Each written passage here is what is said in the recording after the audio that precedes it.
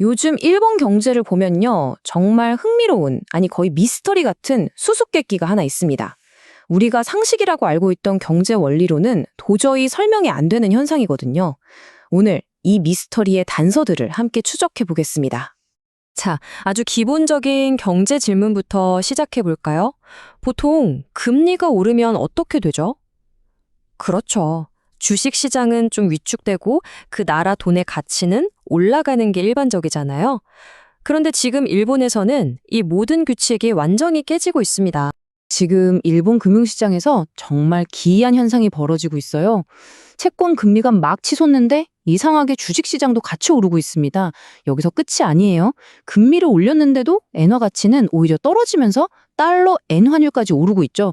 이 세 가지가 동시에 상승한다? 이건 뭐 말 그대로 경제학 교과서에 나오는 모든 법칙을 그냥 뒤집어 엎는 움직임입니다. 이 모든 현상의 중심에는 바로 금리가 있습니다. 일본의 10년 만기 국채 금리가 2.1%를 넘어섰는데요. 이게 얼마나 대단한 일이냐면 무려 1999년 이후 처음 있는 일입니다. 수십 년간 제로 금리, 심지어 마이너스 금리라는 아주 긴 터널 속에 갇혀 있던 일본 경제에 엄청난 변화가 시작됐다는 신호탄인 셈이죠. 근데 대체 왜 금리는 오르는데 시장은 정반대로 반응하는 걸까요? 좋습니다. 그럼 이 수수께끼를 풀기 위한 단서들을 하나씩 파헤쳐 보죠. 이 복잡하게 얽힌 퍼즐 뒤에는 크게 네 가지 핵심 요인이 숨어 있습니다. 우선 일본은행이 금리를 올리긴 했는데 앞으로 팍팍 더 올릴 겁니다. 이런 확실한 신호를 주지 않으니까 시장은 오히려 안도했어요.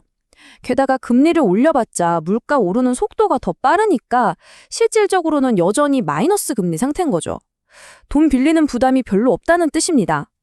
여기에 미국 중앙은행이 좀 완화적인 태도를 보이니까 투자자들은 좋아, 위험을 감수하자 하면서 안전자산인 엔화를 팔기 시작했고요.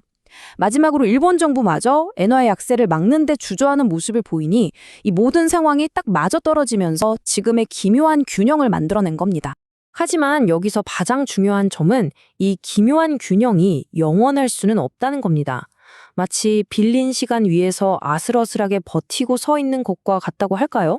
그리고 이 균형을 떠받치던 기둥들이 이제 서서히 무너지고 있습니다. IM증권의 분석도 바로 이 점을 정확히 지적합니다. 지금처럼 모든 게 함께 오르는 건 계속될 수 없다는 거죠. 다시 말해서 이 수수께끼가 풀릴 시간이 거의 다 다가왔다는 강력한 신호로 볼 수 있습니다.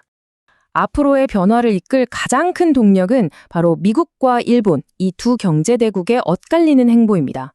미국은 경기를 살리기 위해서 돈을 푸는 쪽으로 갈 가능성이 높은 반면에 일본은 수십 년 만에 드디어 돈줄을 죄는 긴축의 길로 들어섰죠. 심지어 2026년에는 추가 금리 인상까지 예상되고 있습니다. 그 결과 미국과 일본의 금리 차이가 계속해서 좁혀지고 있습니다. 2019년 이후 가장 작은 격차라고 해요. 이렇게 금리 차이가 줄어들면 어떻게 될까요? 당연히 투자자들은 금리를 더 많이 주는 엔화에 투자하고 싶어지겠죠. 이건 자연스럽게 엔화 가치를 끌어올리는 아주 강력한 힘으로 작용하게 됩니다. 그동안 좀 주저하던 일본 정부의 태도도 180도 바뀌었습니다. 이제는 고위 관료들이 직접 나서서 더 이상의 엔화 약세는 용납 못한다. 이렇게 강력한 경고를 날리고 있죠. 왜냐하면 약한 엔화 때문에 수입 물가가 치솟고 결국 국민들의 살림살이가 너무 어려워지고 있기 때문입니다. 심지어 연말에는 정부가 직접 외환 시장에 뛰어들 수 있다는 전망까지 나오고 있어요. 자, 이 모든 단서들을 종합해보면 마침내 수수께끼의 답이 보이기 시작합니다. 그동안의 기묘했던 동반 상승은 이제 끝나고 새로운 국면이 시작될 거라는 점이죠. 결론은 바로 엔고, 즉 엔화 가치의 상승입니다. 모든 압력이 지금 한 방향을 가리키고 있거든요. 앞으로 엔화는 강세로 돌아설 가능성이 매우 높습니다. 이건 달러 대비 엔화 환율이 점차 하락한다는 뜻이고요. 바로 이것이 길고 길었던 경제 수수께끼의 종결을 알리는 신호탄이 될 겁니다. 그렇다면 이 일본의 경제 수수께끼가 풀리는 게 우리에게 왜 중요할까요? 그 파급 효과가 일본 안에서만 머무르지 않기 때문입니다. 핵심은 이겁니다. 최근 달러는 강하고 엔화는 약했던 흐름이 우리 원화 가치에도 계속 부담을 줬거든요. 하지만 엔화가 강세로 돌아서면 이 일방적인 달러 강세에 제동이 걸리게 됩니다. 쉽게 말해서 계속 오르기만 하던 원달러 환율이 안정될 수 있는 우리 경제에는 꽤 긍정적인 신호인 셈이죠. 일본의 경제 퍼즐이 마침내 풀리고 있습니다.